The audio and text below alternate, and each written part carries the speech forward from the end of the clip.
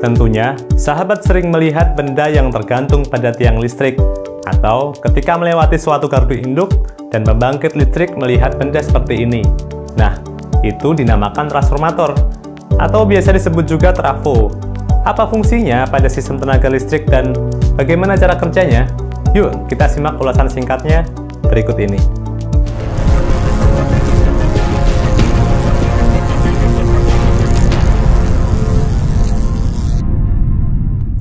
Selamat datang di Rahman.net yang seperti biasa akan mengulas tentang dunia kelistrikan dan teknologinya. So, kalau kalian ada yang baru nemuin channel ini, tidak perlu ragu, silahkan subscribe dan aktifkan tombol notifikasinya agar channel ini dapat terus berkembang serta menyajikan konten-konten menarik lainnya. Dan pada video kali ini, saya akan mengulas tentang transformator pada sistem tenaga listrik. Tegangan listrik yang digunakan di Indonesia pada umumnya sebesar 220 hingga 380 volt, sedangkan listrik yang diproduksi oleh pembangkit listrik tentunya lebih besar, dari 10.000 hingga 30.000 volt.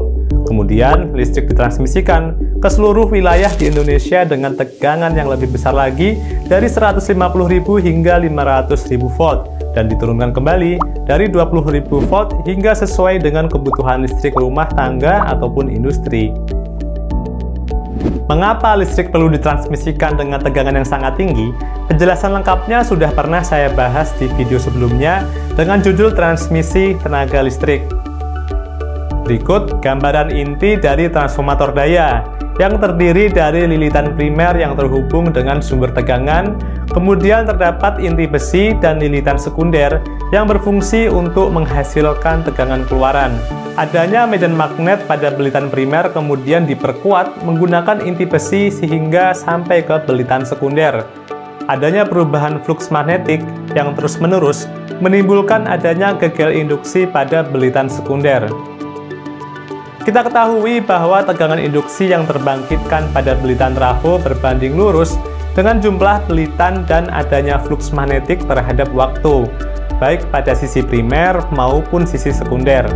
Pada kondisi trafo yang ideal, tegangan pada sisi primer dibagi dengan tegangan pada sisi sekunder akan sama dengan jumlah belitan primer dibagi dengan jumlah belitan sekunder. Jika trafo ideal tersebut kita hubungkan dengan beban, maka akan mengalir arus.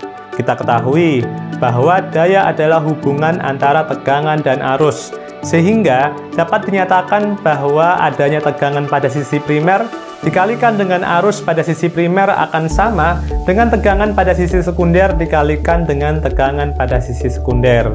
Atau bisa juga dinyatakan dengan tegangan pada sisi primer